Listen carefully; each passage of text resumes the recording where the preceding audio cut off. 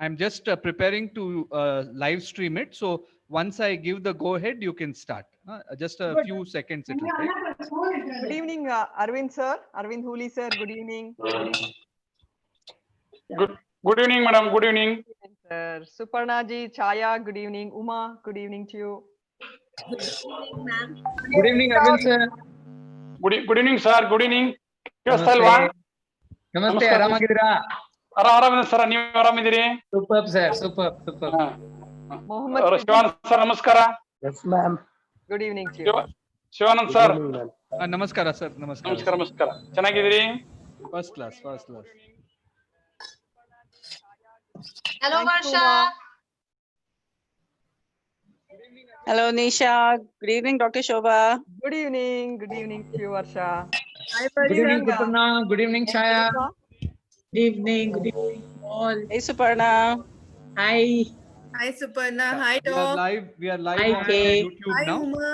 So Dr. Shobha, we can start. Hey, Uma. Okay, I'll mute myself now. I'll mute everyone now. Thank you. Sure. Okay, Dr. Shobha, I think we can begin the program. Nisha, please unmute yourself. Please start now. Yes. Dr. Shobha will begin the program. I will just invite Rotarian Chaya Talupuru, our club services director, to introduce the speaker for the day. Chaya, over to you. Yeah. Good evening, one and all. It's Dr. Shobha, president of our home club. So I'll just start introducing her. It takes a lot of time. So, I'll just give the gist, like whatever is required for today's thing. Rotarian Dr. Shobha is MSc and PhD graduate, and she's an educator, counselor, nutritionist, wellness and life skills coach, currently working as an associate professor and head of the Department of Human Development, Srimati VHD College of Home Science, Bangalore. It is privilege for me to introduce her today. So she is a gold medalist in MSc from Bangalore University. She has done her research in human development on the topic traditional versus progressive approaches in school education. She's been guiding graduates and PG students in various research topics. Dr. Shobha is proud recipient of prestigious awards like Sushila Lingaya Gold Medal, Jawaharlal Nehru Memorial Award, Vikas Prerak Sanman, Siksha Ratan Puraskar from IIFS New Delhi, Parimala Puraskar, Rotarian Women Achiever Award 2016 extra from the community services rendered. She is a regular columnist in newspapers, and she has given a lot of TV programs like Doordarshan, Karnataka and Prajavani, Chandana, Udaya TV, Janashri, Shankara, TV9 and also radio channels. Okay. She has conducted several workshops at various organizations and forums.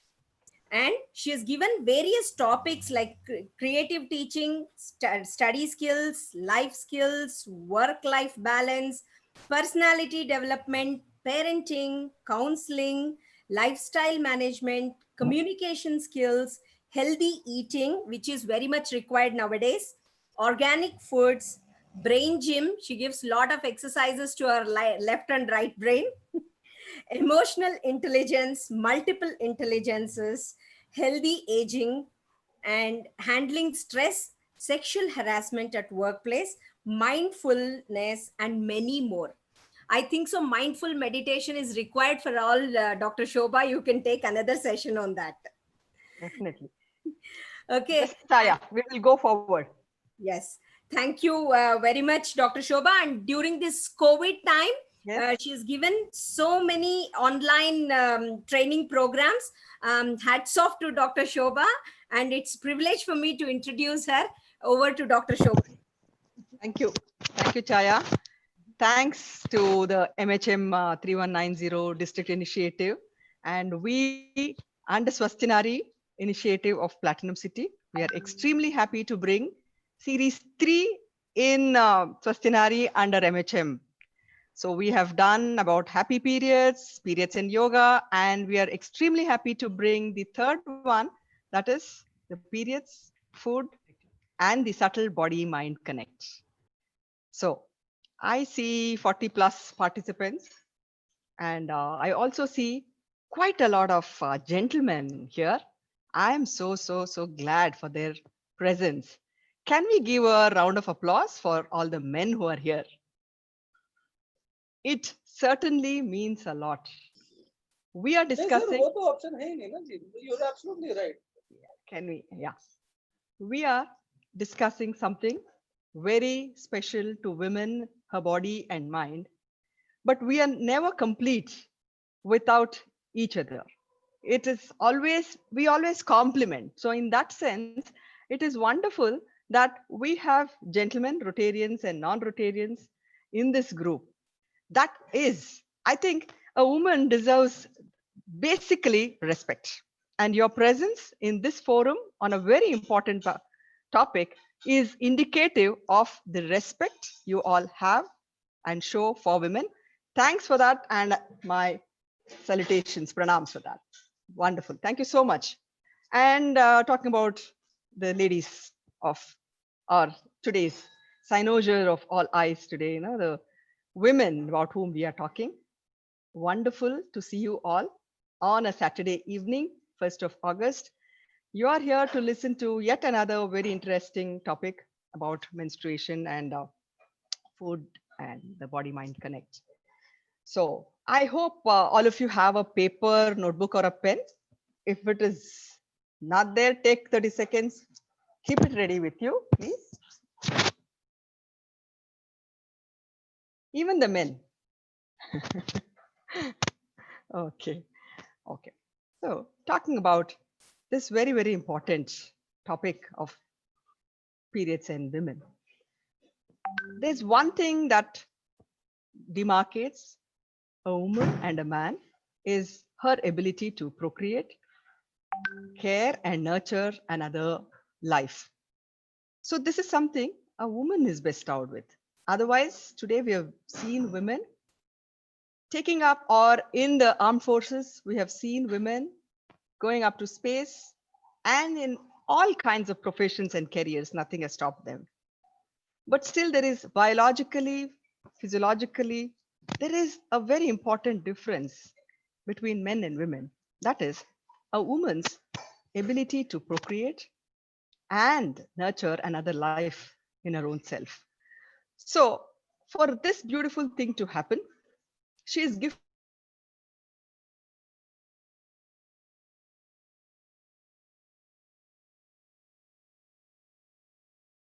this, she wouldn't have been able to procreate. In fact, all of us are here today only because of this particular organ. Each of our mothers have, and that's what brought us to this world. So we need to have a very high regard and respect to this. So what is the special system or the organ that we are talking about, the reproductive organ or the reproductive system?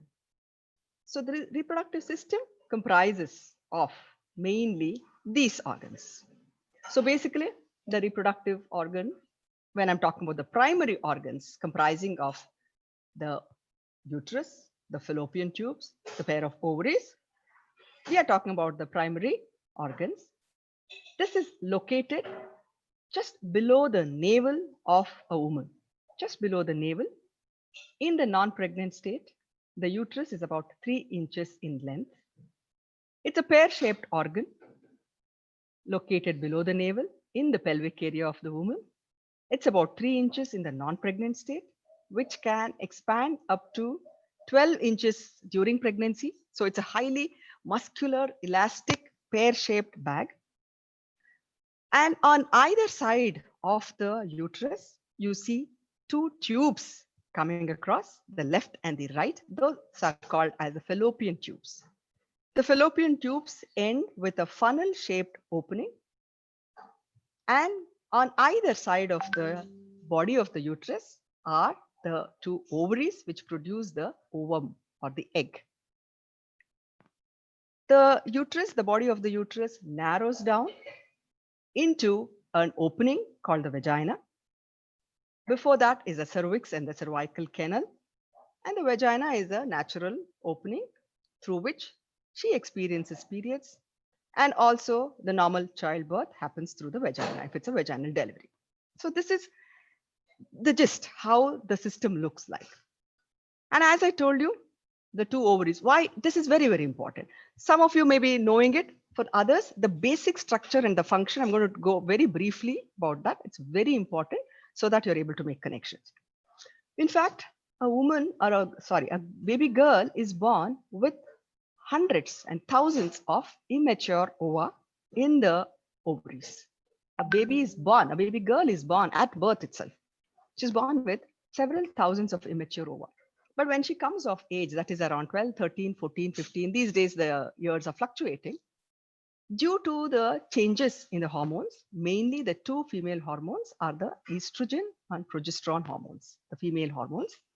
Due to the action of these hormones, one mature ova or one ova matures itself. Ova is plural, ovum is singular. Ovum matures.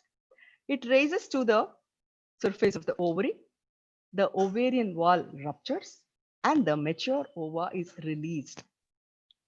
It is always an alternate system. That is, if one ovum is released from the right ovary this month, from the left ovary, the next month, the next mature ovum is released. So this process of release of the mature ovum from the ovary is called ovulation, which happens around the 12th to 15th day in a woman's cycle. That's about a natural cycle. So what happens at the time of ovulation? The entire process is because the woman's body, the lady's body is preparing for childbirth. So the entire process is designed in such a way that it facilitates the child's birth or to facilitate pregnancy. So as the ovulation takes place, in fact, from the day one of the previous periods, the first hormone, that is estrogen, is being produced. So these are the two hormones you should remember, estrogen and progesterone. Estrogen is produced. What does estrogen do? Estrogen lines or increases the blood flow to the uterine wall called the endometrium. And as the lady progresses in her cycle around the 11th, 12th or the ovulation time, the endometrial lining gets thicker and thicker with the deposition of blood vessels and circulation of blood, and the endometrial wall becomes thicker. This is due to the action of the estrogen hormone. Why is thickening happening? Thickening is happening because the mother's or the woman's body is preparing that just in case pregnancy happens, it provides a cushion for the zygote to develop. So estrogen is being produced, thickening of the lining is happening, 12th to 15th day ovulation takes place. And after ovulation, by the second or the mid-cycle, the estrogen hormone dips. Instead of estrogen, the second female hormone, the progesterone, the production of progesterone starts from then. Progesterone continues till the end of the cycle, say 28 days to 30 days. By then, the progesterone production also comes down or it dips down. When there is a sudden decline in progesterone too, then there is a cessation or stoppage of the blood flow to the endometrial lining. So there is no estrogen, there's no progesterone, which was keeping the endometrial lining supple. Nutrient was being supplied, but now nothing is being produced, nothing is supplied. So what happens? This endometrial lining, because there was no conception or because there was no pregnancy and both the hormones came down or dipped down, then there is no blood supply to the lining of the uterus and it starts shedding. It starts detaching itself, and then that detachment of endometrial lining in the form of mucus, tissues, blood flow is what a lady experiences in the form of menstrual flow during the periods. So it is basically every month. It is a woman's body preparing for pregnancy, and when it does not happen, the hormones dip, and due to which the menstrual periods happen, the endometrial lining sheds, and the lady's body starts preparing for the next cycle. It is anticipating a pregnancy and it continues to prepare and shed, prepare and shed. So this is a normal menstrual cycle. So this is a normal physiology, a simple mechanism. I've put it in a very simple form. Otherwise, it's a whole lot of complex phenomena, a lot of changes, chemical changes, hormonal changes, all that happen. So this is generally in a very simple way what I have shared it with you. And when the endometrial lining is being shed, there is constriction or the contraction of the wall of the uterus because the endometrial lining and the blood has to be expelled out of the body. So the uterine wall constricts, it contracts. Due to this constriction, the woman experiences pain because the menstrual blood has to be pumped out or flushed out. So this requires shedding and contraction. So that's the reason behind the pain, one of the reasons. About 30 to 40 ml of menstrual blood is lost in a general menstrual cycle where we are talking about a normal flow. So during this phenomena or during this menstrual cycle, it is quite common for a woman to face cramps, go through different moods, have a kind of body ache or a backache. These are some of the associated phenomenon or side effects. We will talk about that a little later. So I'm here showing you a simple pie chart in the form of a graph. You see whatever I've explained so far in a visual form. So if we divide a normal 28-day cycle, 1 to 7 days, menstruation generally, 8 to 11, as I told you, the lining of the uterus is being thickened, estrogen is produced, 12 to 15th day ovulation, 16 to 25th day, further lining is made by progesterone, and then no conception, both progesterone and estrogen dip down and the lining detaches. Approximately 28 days menstrual flow is seen. So as long as all this is happening, we need to understand that a woman is healthy as long as she's experiencing normal monthly flow. It is an indication that she's healthy. Physically, she's healthy. She's capable of producing a baby. She's fertile. Her hormones are functioning well. So this is something to feel happy and to celebrate about. Many a times, young girls and women feel that menstruation is a curse. We need to change our attitude towards that because yes, it can be a little unpleasant. It can be a discomfort. But at the same time, if you look at the bigger picture, you are the chosen sex by nature to take care of the offspring, to nurture a new being. So if there is a shift in your thinking, if there's a paradigm shift, definitely our attitude towards menstrual cycle is, or it undergoes a lot of change. So it's quite common. Don't even worry if as young girls or women, you are experiencing cramps, which can be in the lower abdomen. It can be pain in the back. It's quite common. We shall talk about when it is something to worry about. Bloating, quite common. Why bloating happens? There could be water retention. So you might feel heavy. There may be soreness in the breast, tenderness in the breast, again due to water retention in the body. Feeling tired, yes, because there could be increased energy requirements, nausea again due to the hormonal changes, mood swings. One thing what we need to understand and come to terms with is there is a hormonal havoc that's happening in the body.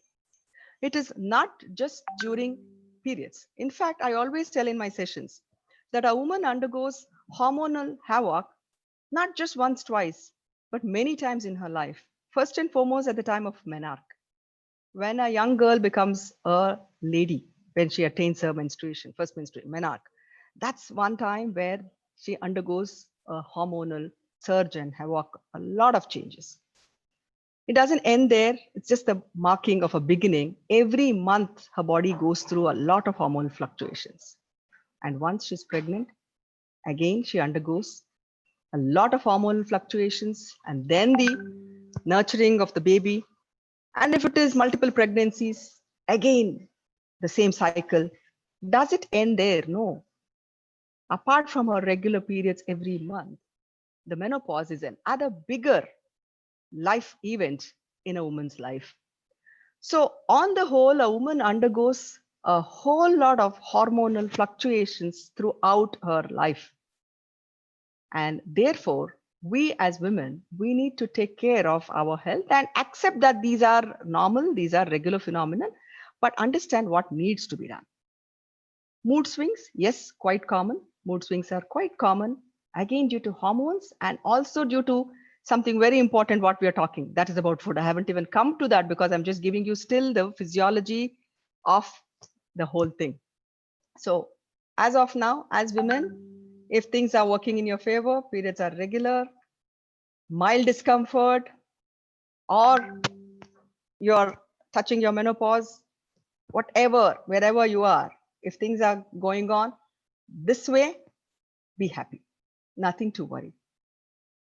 When do we have to start worrying? And then what is it that we need to eat and take care is what we're going to discuss next. In fact, there is a direct link between what we eat, how we exercise, what we do, not during just our menstrual cycles, but during our entire life.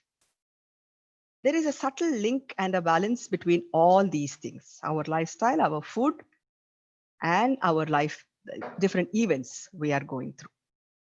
So therefore, we need to understand that the food, mind, and body are in total connect. But many a times we operate in such a way that we are disconnected with each other. No, we are connected. So this is where I want you to have your paper and pen. Please divide your paper or your notebook into three columns. And in the first column, quickly identify those discomforts or symptoms you're facing. In case you're facing, it could be mild, it could be little bigger, tougher, or if you had some time ago and don't have now, or you don't have periods, you've reached a menopause, but you used to have, whatever you think of, because the information you gain can be passed on to somebody else, even if you don't have these symptoms. So you can just make a column, either list the discomforts or symptoms you are facing or the discomforts you have heard of, that is other women complaining of, even that, because let's just address and answer all those things. So quickly take 30 seconds and please write. Suppose you say bloating or extreme pain or mood swings, whatever it could be. I wouldn't be giving you the answers. I leave it to you.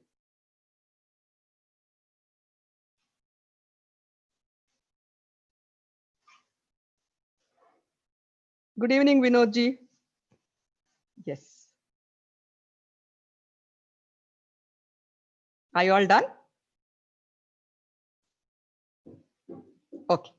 So you're going to refer to this column back and forth, and we are going to discuss what can be done, why this happens, and what foods can help alleviate these symptoms. So that's what we are going to hopefully learn by the end of the session. So number one we need to understand very importantly is during the time of periods, so far we have understood that cramps are normal because the uterus undergoes a lot of contractions and the blood has to be flooded out or flushed out. So that is quite common. And we have also understood that there can be heightened increase of energy. The calorie needs can be more, the nutrient needs are more. And as a woman loses about 35 to 40 ml of blood, she also loses iron. We as women need about 18 milligrams of iron per day. And we could lose about 1 milligram of iron every day through our menstrual flow. So therefore, our iron has to be replenished. The calories have to be replenished. The fluid loss, because we're going to lose fluids also, the water loss also has to be made up. Plus, a whole lot of unnoticed changes or connections are there between the moods and the nutrients. So for that, we need to be very much alert with our body. We need to be in sync with many things that are happening in our body. So talking about at the start of, okay, let me begin with during periods. So during periods, as I told you, one, there is an increase of sugar or calorie needs. So this is the time, probably some of you might feel that you're experiencing a craving for sugar, want to eat something more, your appetite is more. I'm feeling hungry. If so, let me hear it in your chat box. If someone is experiencing this increase in appetite, feeling hungry, more calories required, let me hear. Yes, I hear, I see people. Yeah, you can even put it privately to me, or if you're comfortable in the group. I'm seeing both private chats and in the group. Either way, it's fine. Ultimately, we need to address the issue, not the person. Okay, yes. So, yes, if some of you are feeling more hungry, if there is an increased need for energy, nothing wrong. This is something normal because there is an additional requirement for calories and nutrients. But if there is a craving for sweets alone, you feel like eating a lot of sweets. Okay, and the next is feel like eating a lot of chocolates. Now let me see your answers. Answer me separately, chocolates and sweets separately. I feel like eating a lot of chocolates, sugary foods, sugary sweets. Chocolate, yes. Okay. Sweets, okay. Both, okay. Good. Okay. So, answer to that question. Whenever we are discussing in a group, just take this as a generalized indication. Beyond that, we need to make a one-on-one individual assessment. So therefore, don't get overwhelmed or overtly conscious about any of these symptoms. It has to be matched with a lot of other clinical symptoms, etc. But these are general rules of the thumb, what I'm giving you. So extreme sweet cravings can indicate a hormonal imbalance with greater estrogen than progesterone levels. So I want those of you who have written sweets, I want you to write in the next column. It could be an indication of higher estrogen. So higher sweets craving could be an indication of higher estrogen. I'm going to come to that. Why, what higher estrogen does. So than progesterone. So what happens when estrogen levels are high? When estrogen levels are high, any answer? I have already explained. So anybody could put the dots together. When estrogen levels are high, what does it do? Quick answers in the chat box. Let's see.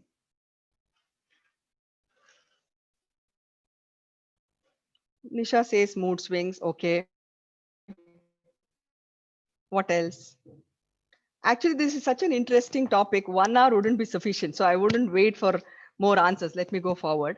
When the estrogen is high, estrogen's function is to increase or thicken the lining of the uterus. So just go backwards. When the estrogen supply or production is high, which means the uterine lining is becoming more thicker and thicker, which means more contraction, more blood to be flushed out. That means higher estrogen can lead to uterine cramps, muscle cramps, heavy flow. Hope you got the point. So next we are going to address what is it that can reduce estrogen. This is why I asked you to make 3 columns and connect it further. So there is a very, very subtle connection between all these 3 ladies. That is why we need to be very, very observant and understand many of these things. Then talking about menstrual cramps. Don't know how many of you have got this list in your notes. So those of you are facing menstrual cramps, again, it's normal. But higher menstrual cramps could be because of inflammation. Inflammation is because when there is lot of uterine lining to be shed. There are what is called as prostaglandins. Let us not go into details of that. Higher the prostaglandins, higher will be the inflammation. So higher is the cramp. So our mantra should be to reduce the inflammation so that we have reduction of menstrual cramps. So what do we need to do? What are those foods which bring down the inflammation?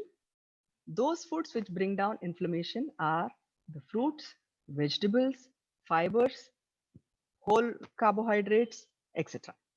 And research also has shown that animal products and especially fatty foods and some of the dairy products can increase the levels of estrogen. So those women who have the tendency to put on weight, those women who have menstrual cramps, you need to be on the lookout. You need to it's take care that the animal products are consumed lesser in quantity. Instead, increase the vegetarian foods, especially during your periods. It's very important. And all these are custom made and tailor made. There is no one rule fits all kind. So that's exactly why I said, please listen to your bodies. Have a log, a calendar, a notebook, a journal where you note down your symptoms. And can you associate that with any of the foods you ate? What is it that I ate? Did I break out into a pimple? Or did I have a lot of cramp? So you need to have a kind of, you need to follow it up over a few months. That's very, very important. So animal products can increase the levels of estrogen in the body. So the more estrogen foods, the more thicker the uterine lining can become. So more cramps while shedding. I hope this is the relationship is clear. And so far, if the session is interesting and if I'm reaching you, let me hear it from you. Or if it's a little too much on the technical side, you want me to reduce and just go to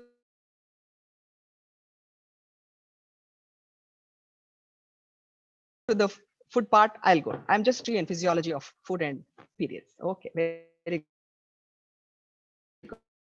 So we move on to the food part. I'll go. I'm just free and physiology of food and periods. Okay, very good. Thank you. Wonderful. Okay. So we move on. We now move on. Yes, we now move on to high levels of estrogen, what high levels of estrogen can do. Now I'm coming back to those girls or women who experience PMS, okay, premenstrual syndrome.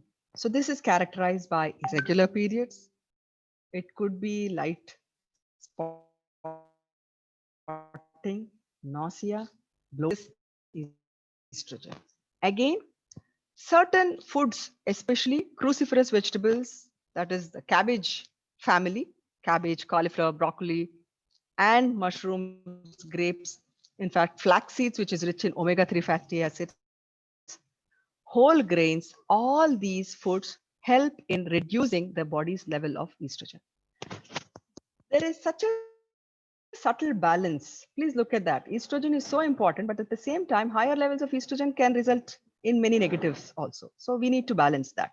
And in fact, the body weight is also linked to increase in estrogen. Why? Because higher the fat cells, more is a production of estrogen. Therefore, if menstrual cramps is a problem, if PMS is a problem, apart from the food modification, if you are on the higher side with respect to weight, it is important that we also reduce weight to get relief from the associated symptoms and problems. How does food change hormones? This is very, very interesting. Something, this is something we don't look into generally. We are generally used to know if we have a bloating problem or if PMS is there or severe cramps, it's easier to pop in an ibuprofen or a methotrexate. That's something which is done. But we rarely see what is the connection between this hormones and foods and what is it that we need to do. In fact, we should be looking at the preventive approach rather than just the curative approach. So what is that connection between hormones and food? That is something what we need to understand. A low fat, high fiber diet can significantly reduce estrogen levels. A low fat, high fiber. Give me an example quickly in your chat box. What could be a low fat, high fiber diet? Quickly. Low fat, high fiber diet. Okay, salads, greens, sprouts, wonderful. Fruits and vegetables, good, good. Millets, wonderful. Many of you are giving me fruits, vegetables, greens. Wonderful. Round of applause. Along with that, whole cereals. We generally forget whole cereals, lentils, all kinds of beans, whole cereals like wheat, jowar, bajra, millets. I get an answer. Millets. Yes, Suparnaji, akki roti, dahi, all these things. The plant-based whole cereals, veggies are those which are an example for high fiber, low fat diet. So if you need to handle that hormonal fluctuation, reduce the estrogen levels, switch to high fiber diet, especially when you have PMS, cut down the animal products, increase the fiber content. It's very, very important. The more the fiber in the diet, the estrogen is disposed from the system well. Although there is increased production, the body is producing extra estrogen, but fiber engulfs the estrogen and it is sent out of the body. And especially those who are into eating foods right from the supermarket shelves, beware, please. So predominantly eating packaged foods, refined grains, ready to eat foods, those foods which do not have fiber, you are giving a very good ground for higher estrogen and higher menstrual cramps and PMS. Please don't complain the next month that you have all these things. It's you who have to be blamed. Sorry for being a little blunt. Many a times we women don't take charge of our health. So moving next, protein. Protein is a very, very important source. Consuming good quality and quantity of protein is very, very important for keeping you healthy, to give you those calories also to meet the energy levels. And the proteins, good quality proteins you get from all types of nuts, different dals, pulses, egg, soya, all these. So take good quality and quantity of proteins, which is very, very important. And this is something very important and interesting. Iron. As I told you, iron, in fact, Indian women, about 60% of both urban and rural women, even educated women, are deficient in iron.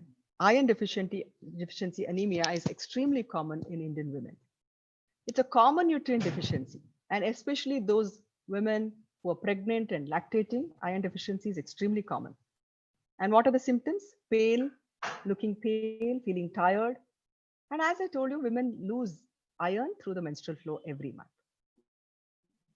The best sources of iron are organ meat. If you're a non-vegetarian, organ meat is a good source.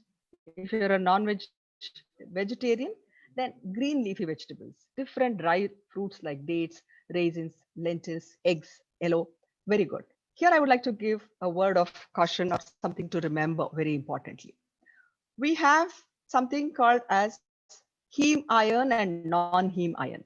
So heme iron, which is absorbed easily and which is available better to the body, it is present in the animal products.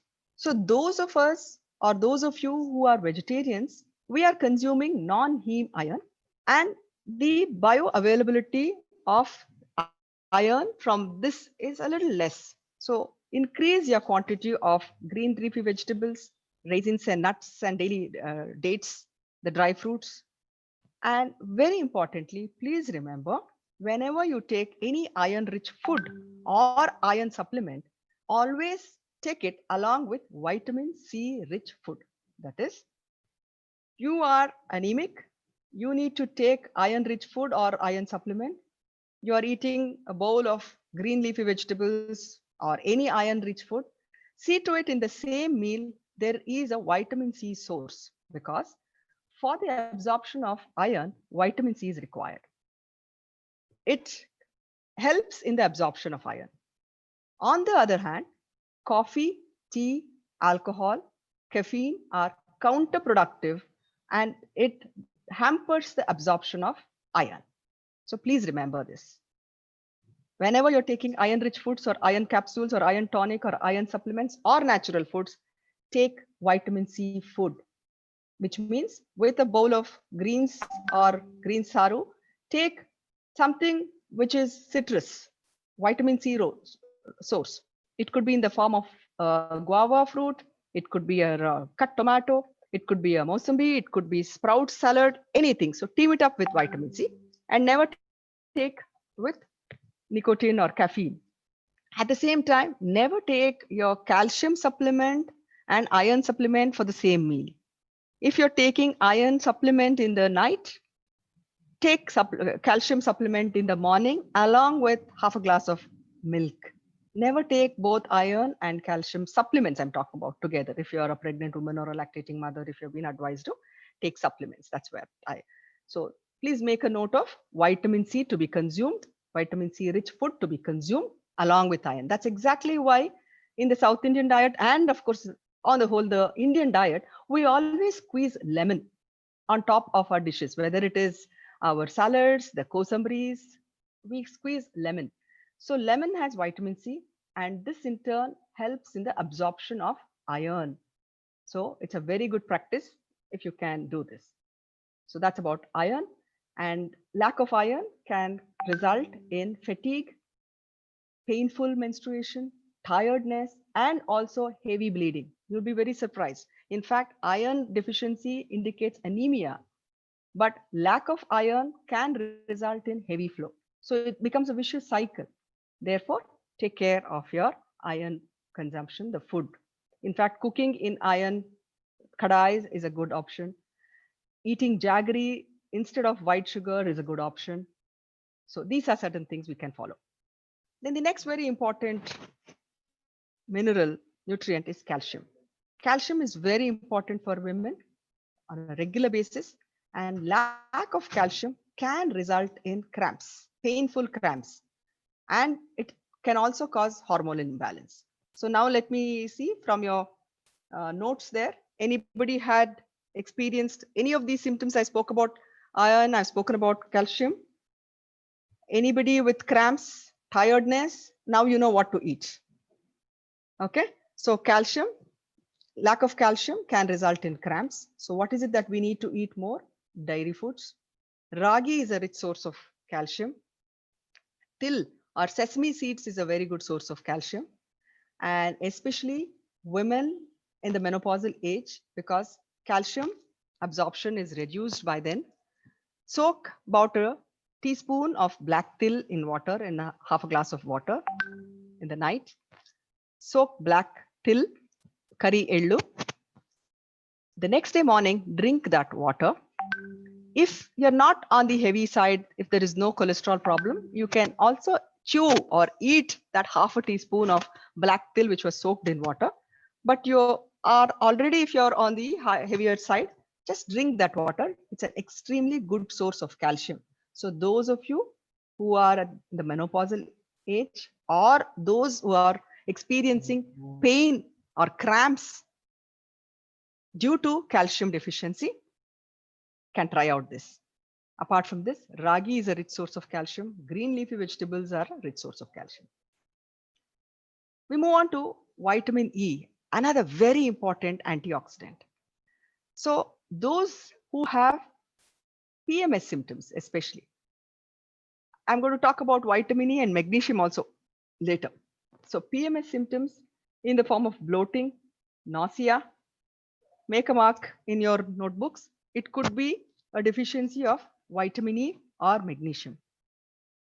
And those of you who also have mood swings, I did see many of you in the chat box with mood swings, irritable, being on the edge, edgy feeling. Anybody can irritate you at that time. Somebody is smiling there. Okay. Yes. Yeah. So don't blame the lady. It is the subtle imbalance of nutrients. So magnesium, when there is a deficiency of magnesium, when there is a deficiency of vitamin E, that could result in PMS. Many a times we become so friendly with all these symptoms and irritations, we take it as a part of our life. Yes, I understand PMS is normal, but at the same time, there can be certain things which can be fixed. That is what we need to look at. So vitamin E, different seeds, nuts and oil seeds, egg yolks, spinach, the greens are a good source of vitamin E. And as I already told you, drink good amount of water. It's very important to keep you well hydrated so that we don't lose fluids from the body. Magnesium, as I already told you, magnesium is an extremely important nutrient and it's a natural muscle relaxant. Now you get the answer. If ladies are having cramps in the uterine muscles or backache or severe lower abdominal cramps, it could be because apart from the contracting uterus and the prostaglandins, etc., higher pain or problem could be because of the lack or deficiency of magnesium. So what is it that you need to include? Those of you who have this problem, increase magnesium rich foods. Magnesium is present in green leafy vegetables, nuts, soya tofu, and other foods. So it's very, very important.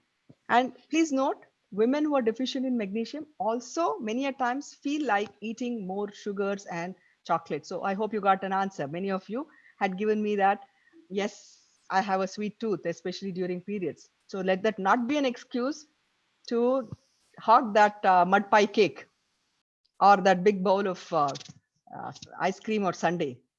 Please fix the magnesium levels. That is very, very important. So how do we increase magnesium? I've given you the kind of foods there.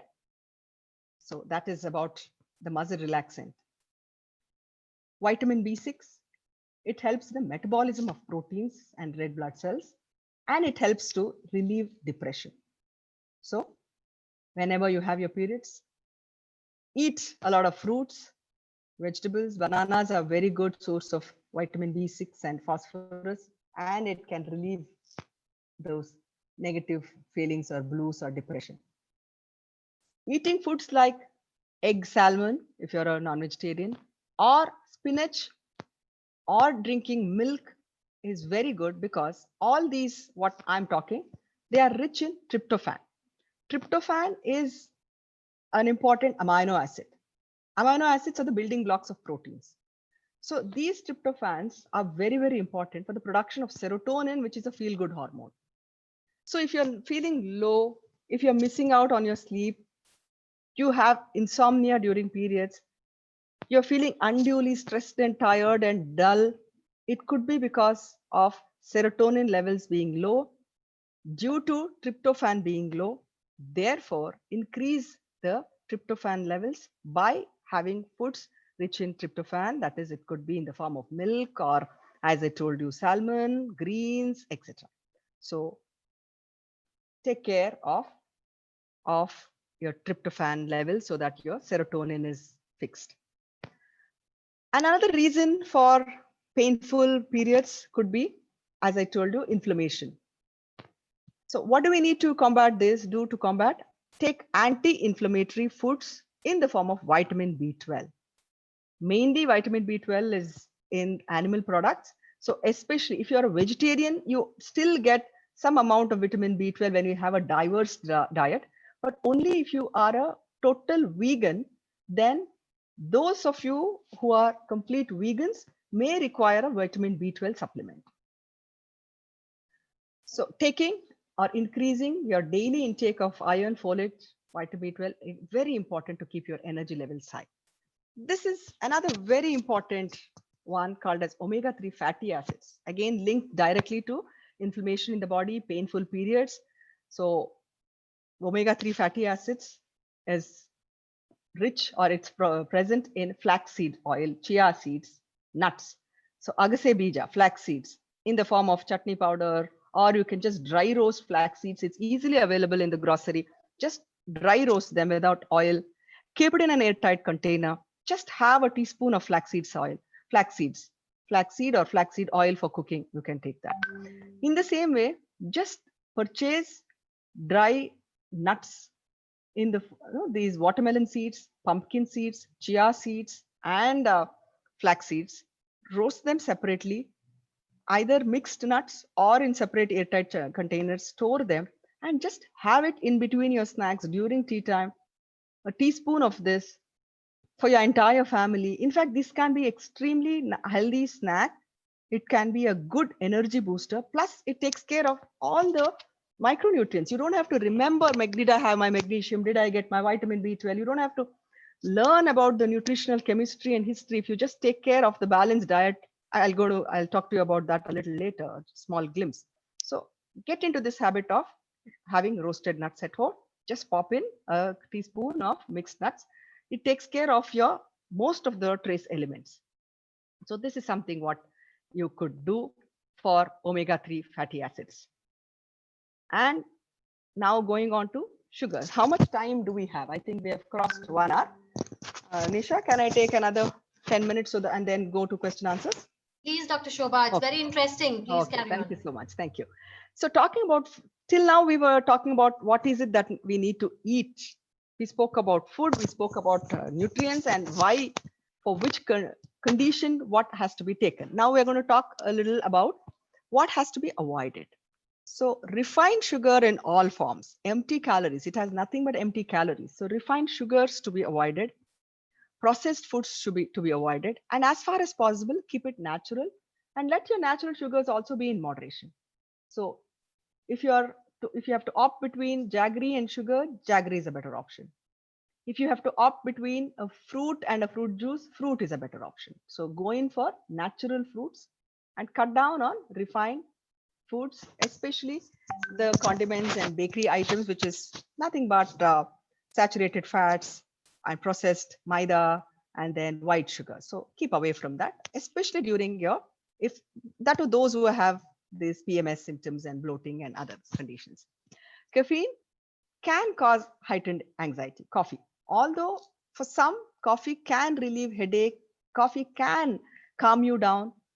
Some of them have or experience heightened anxiety with coffee or increased dose of coffee, and it can also lead to sleep deprivation. So those of you with PMS symptoms, get into the elimination exercise. So you have extreme PMS, just start eliminating one food product from your list. See which is the one which is a trigger, which is triggering you. So probably you'll be able to identify that which is bothering you, and you could eliminate that for some time. And the same food probably you'll be able to, it agrees with you after a couple of cycles also. So it's a very, very unique thing. So we need to be listening to our body very importantly. So next, very important, those of you who have bloating, tenderness in the breast, soreness, and water retention, increased weight just before the periods, it could be because of water retention. And one of the reasons is high sodium. So increase, apart from the hormonal imbalance, intake of excess amount of salt. That can result in water retention, due to which bloating and heaviness. So very importantly, we need to lower the sodium intake. So whatever that comes straight from your kitchen, home cooked food should be fine. But what is it that we need to cut down is the additional salt that we add at the table, or the ready to eat foods which we pick up from the supermarkets, or the frozen foods, or the preserved foods, the bacons, the steaks, and the condiments with a lot of added salt, papads and pickles. Too much of papads and pickles, especially if you have PMS symptoms, you need to reduce that. That's because higher the salt intake, higher could be the water retention and the bloating feeling and the PMS symptoms. So therefore, it's very important that we reduce sodium. Eat plenty of whole grains, carbohydrates in the form of brown rice, whole cereals, different colored vegetables. Each and every color of the vegetable has got different antioxidants and it helps you. Follow a healthy lifestyle, and very importantly, manage the stress. So talking about the first part, that is the whole grains, brown rice, etc. In another way, I'm talking to you about the concept of balanced diet. It's very important that we eat balanced diet. It's not easy to get into the mood of counting your calories, or did I get my zinc today? Did I get my iron today? It doesn't work like that. we can't be food scientists all the time. So more or less, if you have a general knowledge about the concept of balanced diet. So what is a balanced diet? Balanced diet is one which comprises of all the basic 4 food groups. That is the cereal group, the vegetable and the fruit group, the protein, which is the dal and pulse group, and the fats and the condiments group. And I always use the analogy of a food pyramid. A pyramid base is wide, and as it goes, the pyramid narrows. So at the bottom, we have the cereal group. So you need to be having more of whole carbohydrates or cereals, different types of cereals, variety of cereals, rice, ragi, jowar, millets. So variety of these cereals, it should be less processed. It should be whole in nature. It should be less processed. It should be whole in nature. There should be variety and maintain moderation. Anything in moderation is fine. So bring in a lot of different types of cereals and let it be less processed. So this is the first bar of the pyramid. So pyramid, the food pyramid has 4 segments. The first segment is the cereal group. In the second segment, we have the vegetables and fruits group. Again, it is still, the pyramid is still broad there, which means to say you should be eating a lot of different colored vegetables and fruits, as far as possible, fresh fruits and vegetables, as much as possible, seasonal foods and locally grown fruits. Very important. We are not opting, or we don't require kiwi from New Zealand or apples from Kashmir. If you can afford it, if it's available, well and good. But guavas in your backyard, papayas from the local market, bananas which are available 365 days are equally good and very important. So consume vegetables and fruits for every meal in different forms, as salads, fruits to be eaten that way, sabji, whatever it could be. And as you go forward to the third group, the pyramid narrows down. There you have the pulses, the dairy. So you should be consuming lesser quantity of that. The triangle is reduced in size. There is an indication that you should be taking lesser of that. And at the tip of the pyramid is the fats and oils. So sparingly use it. So this is a concept of balanced diet. So as long as you include all the foods in all the 4 food groups in the proportion I just explained, that itself will take care of all the nutrients we have been talking about. You don't have to be extremely cautious or have a book before you or a weighing scale when you're cooking or consuming. So just get the concept of balanced diets. That itself should take care of everything. Managing stress is very, very important. As I told you, all these, there is a very subtle connection between the hormones, the food, the positive mental attitude, and the entire menstrual cycle. So when we can strike a balance between all these things, then we can enjoy good health. So with this, I stop here. Over to the audience for questions. Good evening, everyone. May I request, before the question and answer start, can we have everyone to please switch on their cameras so we can just take a quick photograph? I would request everyone to switch on your cameras, please, for a quick photograph.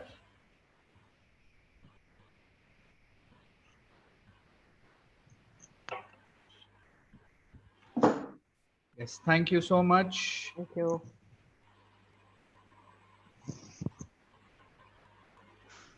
Yes, everyone, please switch on. Yes. Okay, there is a question here. My daughter experiences stomach pain a lot. She has just got up periods 2 months ago. And in our custom, we give sesame oil. Okay. So period pain. Again, yeah. There's a little noise in the background. Yes, I'll just check. Okay. One thing to discuss here is the pain during the periods. Few women can pass through the periods every cycle without absolutely any change, any problem. It can be so uneventful. They don't even feel any discomfort. It's just like any other usual day. But there are women, young girls, for whom those 5 days or 7 days is a terror. They can't even get out of the bed. And it's so painful. There could be other women who are in between too. They have the first 2 days or 3 days which are painful, and rest it is fine. And for some, it could be like a couple of months, it's fine, and sometimes it is not. So the reasons for all this could be hormonal imbalance, nutritional deficiency, and weak uterus.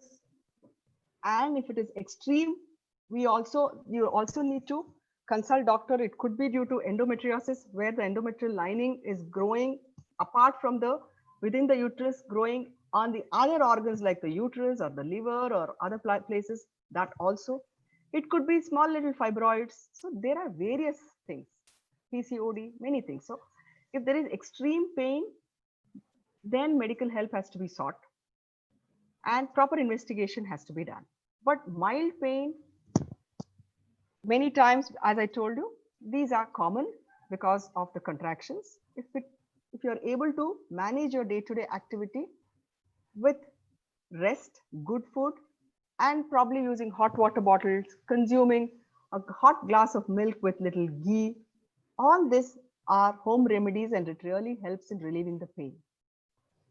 At the same time, just by consuming healthy foods just before the periods or during periods doesn't help. You need to have a healthy diet throughout your life so that you have a sustained reproductive good health. So that is very important. And talking about pain for a young girl who has just attained menarche 2 months ago, it can be like young girls can have extreme pain in the initial years. It can be very regular for the first 2 years. So that is quite common. So as a mother of a young girl, you don't have to be overly anxious. Give a lot of assurance to this young girl, be by her side, and then explain her the facts. Many a times, all these aches and pains, most of it come from our mind here. So if we have right attitude towards periods, many of the things can be handled there. So stand by her, explain, give her the facts, why it happens, and then don't have too many restrictions. Gone are those days when there were too many restrictions. In fact, feed her with good food, take care of, be careful, take care of her health and safety, but at the same time, let her enjoy the freedom too. So with that, things should come down. And as I told you, if rest is required, rest to be given, or hot water bottle, or a gentle massage or a touch, even that helps. That's very soothing to the young girl. If sesame oil suits you and you're able to, I mean, that's a custom and it's agreed well with you all, you could continue. You could also just give sesame seeds in different forms. For our regular rotis and naans, we can just sprinkle a teaspoon of til and then roast your chapatis and naans.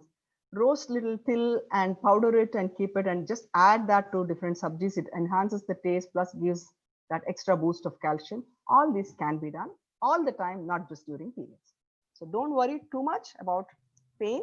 It can subside unless there is excruciating pain, which is unbearable and it continues, then see a doctor. Otherwise, normal painkillers should be fine, but don't overdose or don't take too much of that also. Be on guard. Consult your doctor if you think things are going out of control. Dr. Shobha, Yes. Nilufar had a question. She had to leave, but she'd asked me to ask you this question on her behalf. She says she's not had pain earlier, but off late she's experiencing a lot of pain and she feels very low and depressed during her periods. So she's asking any specific food or exercise for her to feel better.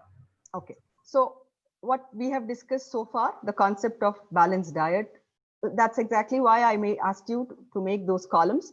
So if you had those columns made and identified the symptom and which food and where it is present, if you could just connect those dots and get your answer for yourself, that's exactly why I made you to go undergo this exercise. Otherwise, you'll be just listening to me, but you may forget. But when you actually work out for yourself, probably you'll be able to understand. So just connect those things so you'll get a puzzle which is done. So what is it that is lacking? Coming to the second part, that she didn't experience this earlier, but now, many things. It could be age, it could be hormonal changes. It also could be, as I told you, we need to rule out if it is too much. It could be endometriosis, what we call as bilateral chocolate cyst. It could be fibroids. So many of these things. So let her consult a doctor, a gynecologist, and rule out if any of these. If dysmenorrhea is a primary one, is it due to the periods or is it secondary symptom because of endometriosis? So that is something she needs to look at. Okay. And then other than that, lifestyle changes. If we are on the higher side, reducing our weight, exercise, good habits, sleeping, right sleep and rest at habits, all these things have to be set right. So it is not just one answer for thing. There may be many intricate things which we need to handle and fix. So please pass on this message to Nilufar Nisha. Thank you, Dr. Shobha. There are some questions in the chat box. I'll read them out to you. What is the cause of delayed or irregular periods? Okay. So delayed or although we say 28 days to 35 days is a normal cycle. Anything more than that could be delayed or irregular. Some women experience it once in 3 months, 6 months. And initially in the earlier years, that's soon after menarche, it takes about a couple of years for it to get regularized. So if it is in the initial years, don't worry, it should get set right by itself. But anytime in between, if there is delay or highly irregular, it's an indication of hormonal imbalance. And we also need to rule out PCOD and endometriosis too. So let the girl or the woman get herself examined or checked. And if there is, as I told you, iron deficiency anemia can result in irregular periods, also heavy periods also. So it could be a nutritional deficiency also, iron and folic acid deficiency also. So we need to find out what is it that is exactly causing this and look at that. In fact, PCOD is something very, very common these days. Thyroid imbalance, any kind of endocrine imbalances, that's another reason. Hypothyroidism and delayed periods, weight gain, all go together. So we have to check out that also. Sure. There's another question. Any specific diet for menopausal women? Which food are good is what she's asking. Lavanya is asking that question. First and foremost, balanced food, very importantly. Irrespective of your age, balanced diet should be the key for everybody. Apart from that, for menopausal women.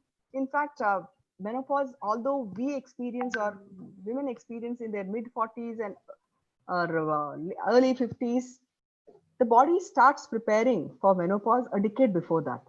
So it is very important that women start consuming high or good carbohydrates and low fat foods when they are into their 40s itself, or early 40s or late 30s. That's something very important. And then the calcium, when the estrogen levels come down, with menopause, the female hormones, that is estrogen production, reduces. The production reduces. Estrogen is very important for calcium absorption.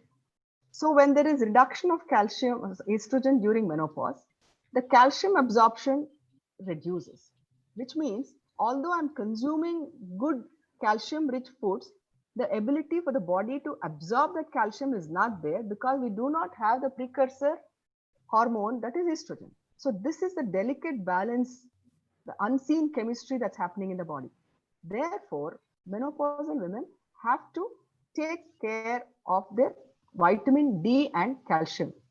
It can be in the form of food, but food alone may not be sufficient for calcium for menopausal women. So therefore, it is recommended, generally, you can consult your doctors, but a 500 milligrams of calcium supplement is recommended generally.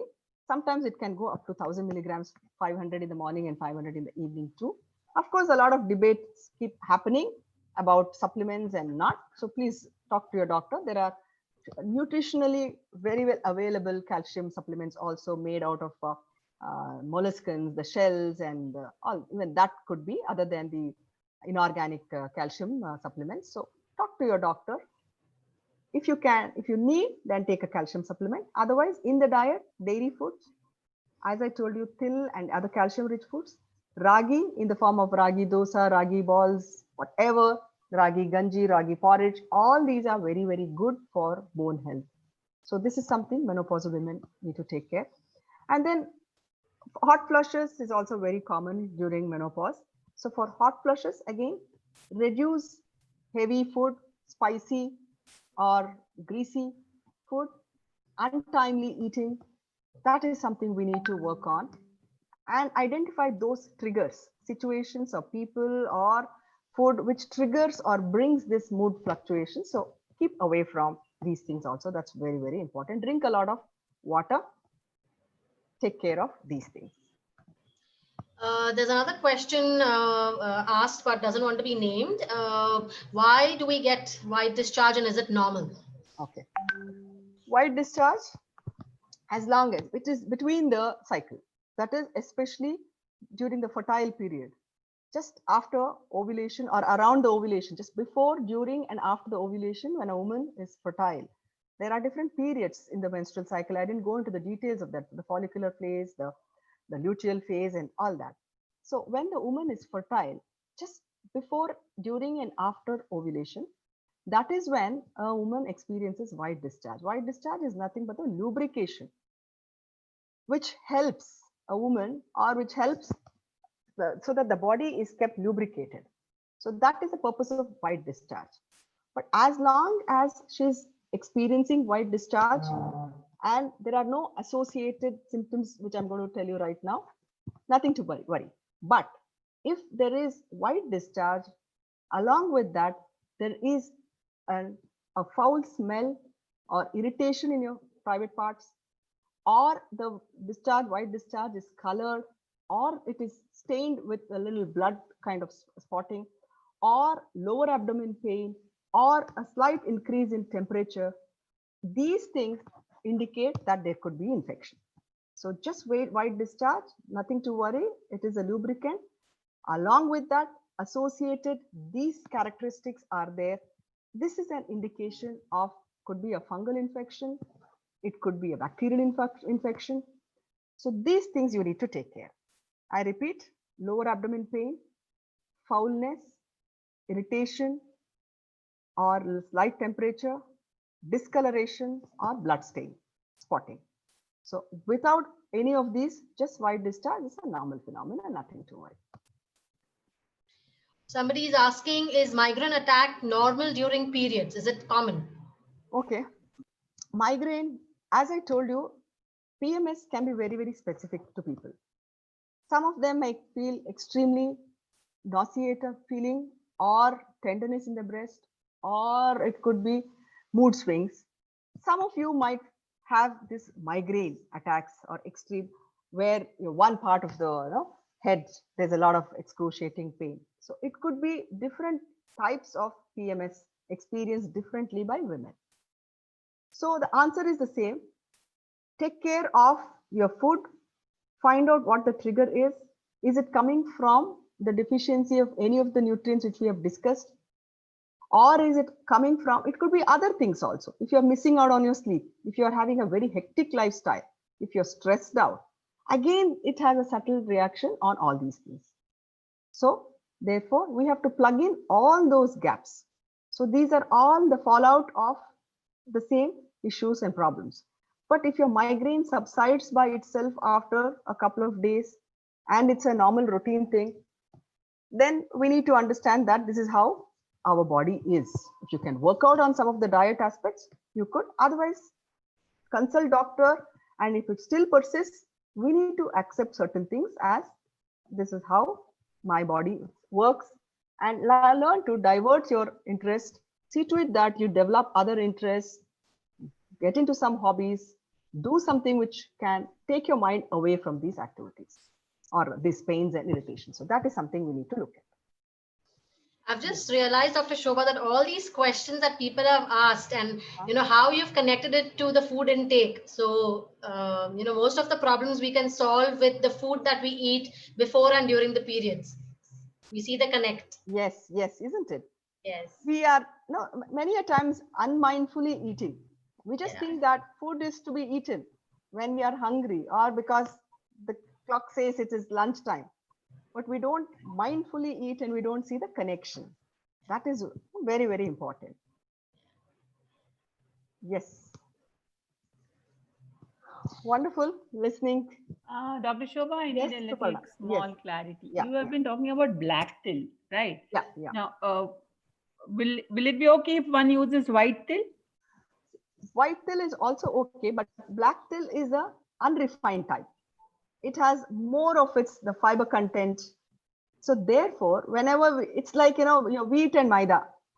Acha, like that. that. Okay, okay. So okay. black till is much better. If you have an option, go in for black till. But for aesthetic purpose, when you're adding it to your rotis, etc., when you need a good, the garnishing look, so that time you can use your white till. And the till powder that you are talking about. Till powder. So, when you're using till powder for sabjis, again, when you add your black till powder, it may not be so appealing. So that way you can add your white till. It is also equally good. But black till definitely has an edge over white till. So when I told you to soak half a teaspoon of till in water and consume it the next day, go in for black till. That's a better option. Got it. Yeah. Thanks. Let me hear from the ladies and the gentlemen. Any other questions from anyone? And yes, please post your comments on comments and what is it? What's your take home from the session? What is it that you liked, you could connect? What is it that you could tell me, or even the change that you would like to adapt? Yeah, in the meantime, Nisha, can you please share the screen? I'll make an announcement for tomorrow's program. Yeah, I think, maybe we can just finish this program and then towards the end. Okay, yeah, that's fine. Yeah, so I have an answer here. Somebody saying that eating a balanced food, Dr. Shobha, will help us take care of most of our ailments, whether it is mood swings or whether it is cramps. I think that is something that we've taken back from today's session. That's very nice. Yeah. Okay. Yeah, I have the answers coming. Mindful eating is the key. Keeping balanced diet is important. Thank you, Lavanya, madam. Yes, and then I have a answer here. Very interesting and informative. I'm from, I've heard you at different place. Okay, that's for me. Healthier and balanced. Okay. Appreciating my talk. Thank you so much. Yes. More about periods and get aware. Absolutely. Many a times we have always spoken about periods under cover. So we need to be talking more about it in open. And we're so happy that District 3190 MHMM has taken up this very, very important initiative. We are very happy to connect. In our Rotary Club of Platinum City itself, we have dedicated, passionate, trained women who can reach out to you on these very important subjects. So very good. We'll be most happy to connect with you. Take this program far and wide. We are very happy to do that. So as the president of our own club, Platinum City, I'm here to say that we will be very happy to take this to different clubs within the district and outside. And we have excellent team working. We have, in fact, a very specific initiative called as Swaasthya Nari, dedicated to this knowledge dissemination. Yes, I think the finer elements like vitamin E, magnesium, how important they are, knowing their sources is your take home. Very good. Good. Thanks a lot. Wonderful, informative session. Thank you so much. Dr. Shobha, the beauty is that we have had hardly any dropouts in the entire session. So I'm seeing a lot of people who got disconnected, but somehow they managed to get back. So that shows what a wonderful hold you have had on the audience today. Thank you so much. Also, Dr. Shobha, my takeaway is that you've given us simple tips that we can use from our kitchen, to for the magnesium and the calcium and the vitamin D supplements. You don't have to go to the pharmacy to buy it. So that is my take home, which we didn't know, and that's very wonderful, Dr. Shobha. Okay, so continuing the same thing. So if you can start mindfully bringing these changes into your diet and increase these little trace elements and keep a watch on your forthcoming cycles. And if you can address those little inconveniences and discomforts, and if you can fix that through your food, I think that is the best take home for me, having done a session. And you all could text me or send me SMSs that in the days to come, in the next couple of months, if something which you had a problem today that was addressed or there is an improvement, worth doing such sessions. Sorry, there's one last question. What spices works on our body and how? Okay, so spices not just for periods alone, but spices in general work wonders. In fact, the Indian cuisine, the different kinds of spices and herbs that we use, a lot of different phytochemicals or phytonutrients are present in that. Every herb and spice, right from dhania, jeera, methi, ajwain, lavang, cardamom, pepper, each of these have a whole lot of phytonutrients or phytochemicals. They have anti-inflammatory quality, anti-cancerous, antimicrobial, antihistamine. So each of these are so very good. To talk about some of those, for example, the curcumin antioxidant, which is present in haldi, that improves your immunity. It is anti-cancerous in nature. In fact, during COVID, it is really good if you can drink the golden milk or golden latte with a glass of milk, boil it with half a teaspoon of fresh turmeric. If it is organic or freshly ground from the turmeric pod, it's well and good. Otherwise, a good branded turmeric powder, boil it, take it. It has very good antimicrobial, anti-inflammatory property. So ajwain with milk. I was just talking about tryptophan and serotonin.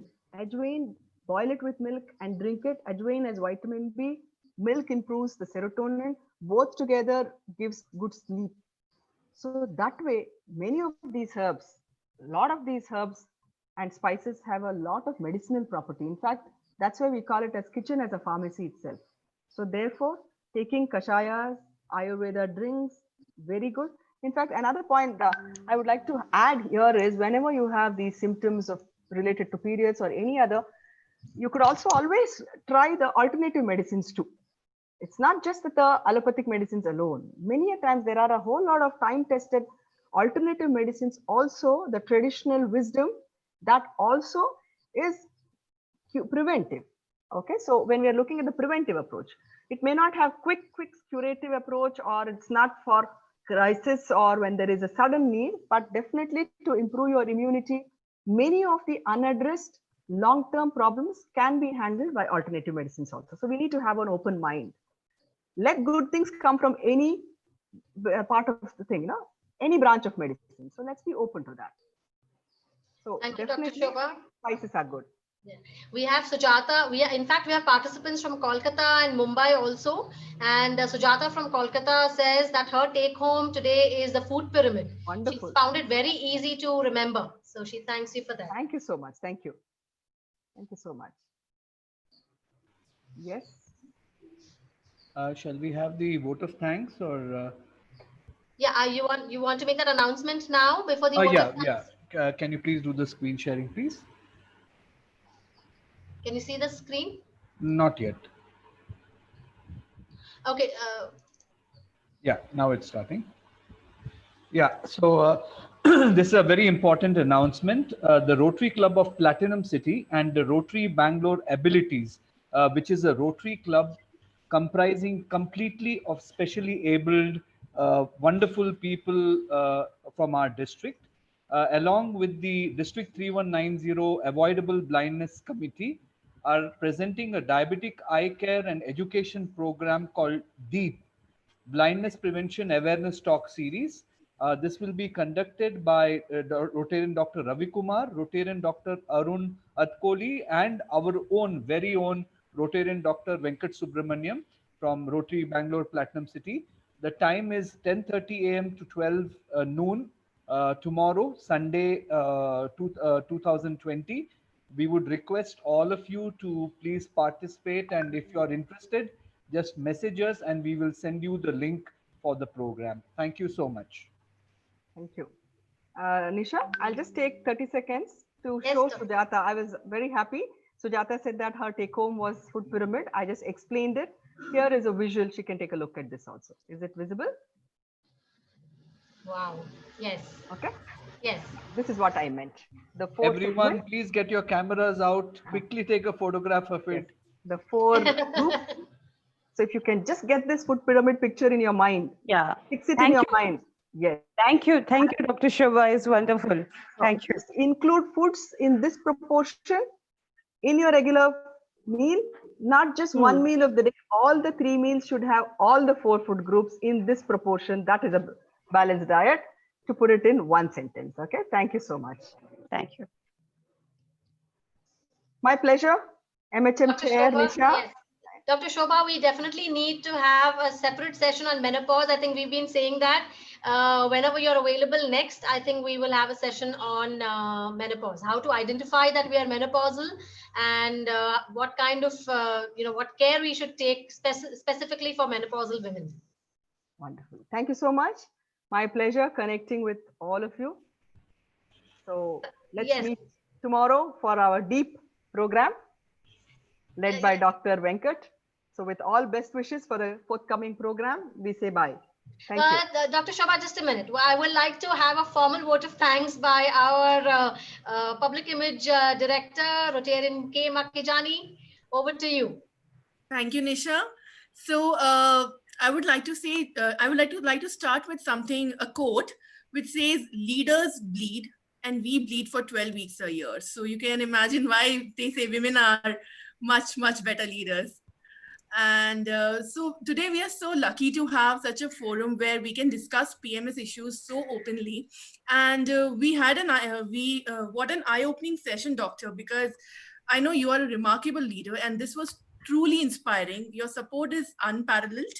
Where you always, the best part of the session was that you suggested multiple options, and especially the local ones, like, creating more power to the local food, the local fruits and everything, which you suggested. And it's true that nothing can replace a healthy and balanced diet. That was my takeaway.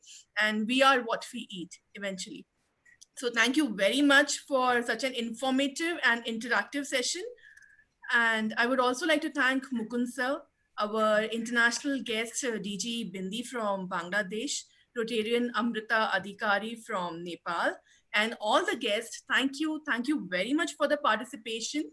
And at last, I just came across a very interesting quote, which says, "I bleed iron, that's why I smell like a gun. So don't mess with the gun." Wow, that was fantastic. Thank you. All the men beware. All the men beware. Yes. So during PMS, social distancing need to be followed. No, Vinod and I were having a topic of what we can do to make it bearable for us as well. We are going to have a special whole speaker for this also. No. So Shiv, we have a special session for the men and women. So Dr. Shobha is planning that. You be ready for all the men. Be ready for that. Right. Doctor, we can also design like foods to eat for men during PMS, when during their No, we were thinking about some alcohol that if you get angry and throw something at us, it numbs the pain. So we are looking at that also. Okay. But thank you, Shiv. Thank Thank you, you Nisha, for this amazing session. Thank you, Dr. Shobha, once again. My pleasure. Thanks to all of you. Yes, thank you all. Especially as I started in the beginning of my session, the presence of gentlemen, the right balance between both. And you are the trendsetters. I hope more follow your footsteps. Thank you. I think we had some of your co-presidents as well, Dr. Shobha. Yes. We had Malaysia. Yes, Malaysia. And I think, if I'm not mistaken, from Gokul Vidya, I think we had. Okay. If I'm not mistaken, we had the president from one of your other clubs also there with us. Is our AG there? He had to leave, but he was there for the beginning of the program. Wonderful. Okay. Thank you. Thank you. My pleasure. Thank you so much, Dr. Shobha, for always being there for us and for the team. Thank you. Thank you. Thank you. Have a good evening. Have a great weekend, everyone. Take care. Thank you. Bye-bye. Thank you. Bye-bye. Thank you, everyone.